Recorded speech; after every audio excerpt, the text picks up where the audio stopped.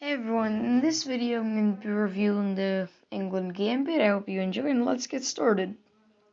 So, in the England Gambit, for everything to go along, white plays d4, then black plays e5, and assuming that white actually accepts the England Gambit, he takes. Then, and from here, there are two famous options. I believe, usually what you most find is is knight c6. So then preparing knight f3, queen e7, bishop f4, and then queen b4, bishop d2, and here black isn't winning yet, but if white goes knight c3, then we're still in a fine position. Then white doesn't fall for the actual trap. But a lot of times, for no specific reason, just some people think, oh, I mean, why not go bishop c3? And you usually find this from players that aren't too experienced. I'd say like 1850 and below rating, but I've caught people with this trap that are like 2000 before. It's just not very common. But the point is, then we go bishop b4, and white can't take black's queen, because then with the bishop on b4, black takes white's king, which is illegal. And no matter what white does here, black's winning. The best move is to obviously just take. But then there are a lot of different options here. I like a more interesting option, and technically it's better. You'd think just take the rook, which also works, it's just the rook for a bishop. But what's even better is taking back the knight, and he can't just go something simple like, oh, knight d2, because then the queen defends the rook on a1. Then when we take with knight on b4, we also threaten in fork on c2. Now, well, obviously it's more specific, but if they did go knight d2 specifically, then they'd have to take. That's the only legal move. But obviously because it's a fork, if they went okay, let's forget the fact that knight c3 you can take the knight, but then we just fork. Obviously, then has to go king over here. Then it's just really ugly. So it's a big trap that black can fall into if they don't take, and let's say they just defend the thing. Then takes, if take with knight, then we just win a rook. If takes with queen, then the ugliest, sneakiest checkmate ever, just mate with a queen.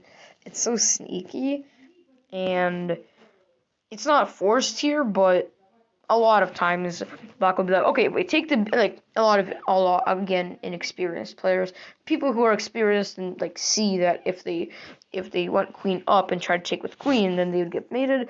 But a lot of people wouldn't notice that unless they actually recognize this kind of scenario in the England Gambit. But so a lot of people would think okay, if I take the bishop, then I'm just losing two different scenarios. If there's really no other option. So then let's just defend with queen. Simple. Then right here, then checkmate. So that's a really dirty trap. Then the most in my opinion, I like this trap more than the one I just showed, but for some reason it's less popular. It's obviously takes. Oh, 1 second. No, are you kidding me? Right here, yeah. The England Gambit. Then instead of going knight c6, we go bishop c5, and the reason for this is to attack the f2 pawn, and you'll see why that is very important later on. Then, let's say white does a natural move like, I don't know, knight f3, for example. Then what? Oh, it's such a sneaky trap, because then it looks like you're just giving away material. Pawn d6. and then takes, like, okay, why not take? Now his pawn structure has a hole in it, like, why not take? Like, and then, but instead of taking back, what you do is knight e7. Now this is even more like you need to be facing an inexperienced player to fall for. Like I've gotten like a 1900 with this, but to get like a 2000 plus with this is really rare. I'm telling you, because I mean, if you're familiar with this kind of tactic, it's really simple. Like it's really easy to notice that if they take, then this is why we go bishop c5. We take the f2 pawn, and we're completely winning because the king has there's no other legal move than to take the bishop, but then the queen's undefended, and then it's queen for two minors. Black's just winning. Usually you'd only get this against like an 1800 and below rated player, but it's still a really fun trap because it can work against anybody. Like you think, oh, it's just gonna be a normal game, win or loss. Then you think, wait, what's going on? Like, and then it's really easy to fall into. Like, this just looks like what is my opponent doing? Like this way I'm attacking the queen, just getting a pawn. If he takes back with queen, then I'm just ahead a piece. You completely easily might not see this, and if you ever accept the Englund Gambit yourself and your opponent does this, do not take the knight. Just warning, do not take the knight. Or the pawn, but I mean, the whole point for them to go knight there. So like, oh, a knight? Like before, like a pawn, like sure, I mean, a pawn, I could get that, but it's not as good. But then a knight, they're like, oh, sure, I'll take a minor piece, and then just lose their queen. Such a strong, powerful trap. The reason it works against less players is even if they're not familiar with this tactic, it's just so obvious. Like, how could you mouse slip that? Like, it looks, I mean, so obvious. You take a pawn and you specifically go right there, just so they can take it. Like, if you just plan to go knight f6, like, and then pretend it's a mouse slip, then what's the point of going d6, not even taking back the pawn?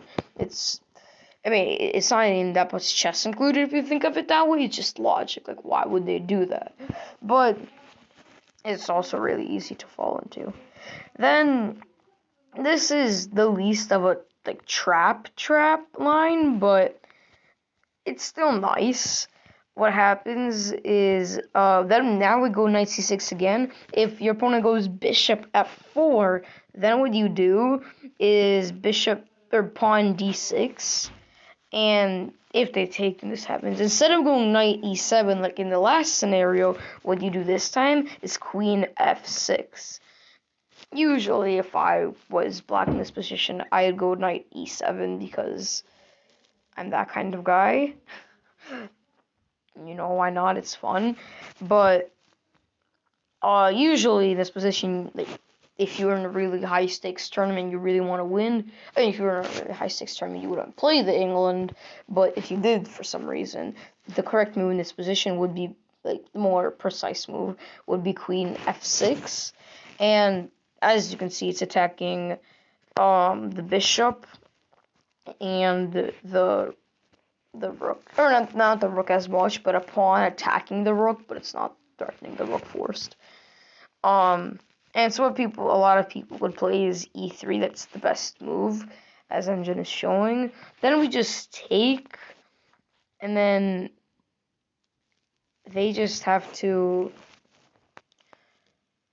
defend the rook by going knight somewhere. Usually that somewhere obviously would be knight d2, so they wouldn't lose the knight. And here, a lot of different options, but what I like to do the most is knight b4, and black really doesn't have a huge response. The best move is bishop d3, but that's still not horrific for white. Then we take.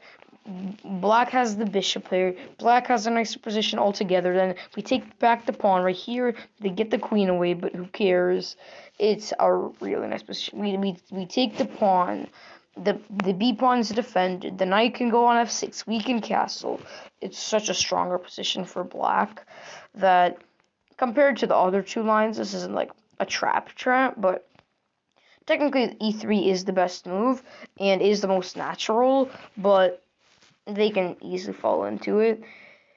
That there are like good moves that that white can defend from this, but a lot of the time you're still in a fine position.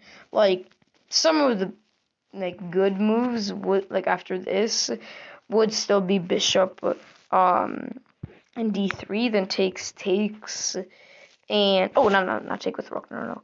Then we take back the pawn, takes, and technically we're a little bit like black's a little bit better.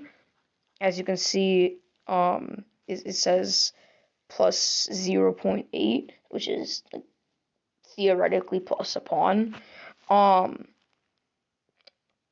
And we're just better, but white can still play like this. That's why e3, it's the best move, but no matter what they do here, you're winning. Like, see, +1, like, no matter what they do here. And e3 is still the best move. Then it goes to plus 0.6, but that's still plus something than this. Then it's plus 0.7, and black is in a really nice position. So yeah, those are the three main lines of Englund Gambit. Hope you enjoyed this video. Don't forget to like and subscribe, and I'll see you in the next one.